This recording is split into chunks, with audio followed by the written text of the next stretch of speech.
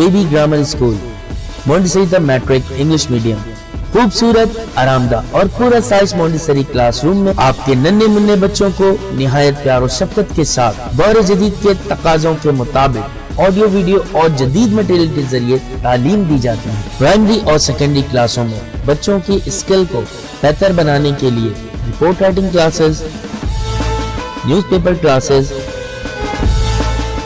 Science activity, presentation classes اور practical پر بھی خصوصی توجہ دی جاتی ہے، جس کے ذریعے بچے تھیوری کے ساتھ ساتھ عملی مہارت بھی حاصل کرتے ہیں۔ کراچی کی سطح پر اسپورٹس اور تعلیمی میدان میں مختلف ایوارڈ کا حصول اسکول کی محنت اور مہارت کا منہ بولتا ثبوت ہے۔ میٹرک میں 100% رزلٹ اور بورڈ میں کئی سالوں سے مسلسل پوزیشن۔ داخلے کے لیے رابطہ کریں کیمپس 1 شاہ ولی اللہ نگر، کیمپس 2 رحمت چوک، فون 0213 666 1749 0213 640 6946۔ کلاس 7 ہمارے آج کے عنوان کا نام ہے زمین کی کہانی۔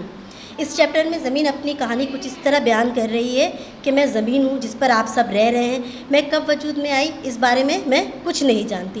لوگ صدیوں سے یہ معلوم کرنے کی کوشش میں مصروف ہیں کہ میں کب وجود میں آئی، لیکن ابھی تک کوئی کسی حتمی نتیجے پر نہیں پہنچ پایا، سب اندازے ہی لگا رہے ہیں۔ اب زمین اپنی کہانی بیان کرتے ہوئے کہہ رہی ہے کہ وجود میں آنے سے قبل میں سورج کا ایک حصہ تھی۔ سورج کے بارے میں آپ جانتے ہیں کہ وہ نہایت گرم ہے۔ زمین کے وجود میں آنے سے پہلے سورج تیزی سے گھومتا تھا، تیز رفتاری کے باعث اس کا ایک ٹکڑا جو ہے وہ سورج سے الگ ہو کر زمین سے گر پڑا۔ اس کا ایک ٹکڑا گر پڑا، وہ حصہ زمین کہہ رہی ہے کہ وہ جو حصہ جو گر پڑا نیچے وہ میں ہی ہوں، مطلب زمین تھا وہ۔ جب میں سورج سے علیحدہ ہو کر نیچے گری تو اس وقت میں بھی سورج کی طرح انتہائی گرم تھی۔ اس گرمی کے باعث میرے اوپر کسی بھی جاندار کا زندہ رہنا ناممکن تھا۔ میری اوپری سطح آہستہ آہستہ ٹھنڈی ہوتی گئی۔ میرے ٹھنڈے ہونے کے بعد ظاہر سی بات ہے جب زمین ٹھنڈی ہوئی تو اس پر آبادی کے آثار نمایاں ہونے لگے۔ پہلے اس میں جانور آباد ہونے لگے، پھر اس کے بعد جانوروں کے ختم ہونے کے بعد اس میں آہستہ آہستہ انسانوں کی آبادی ہونی شروع ہو گئی۔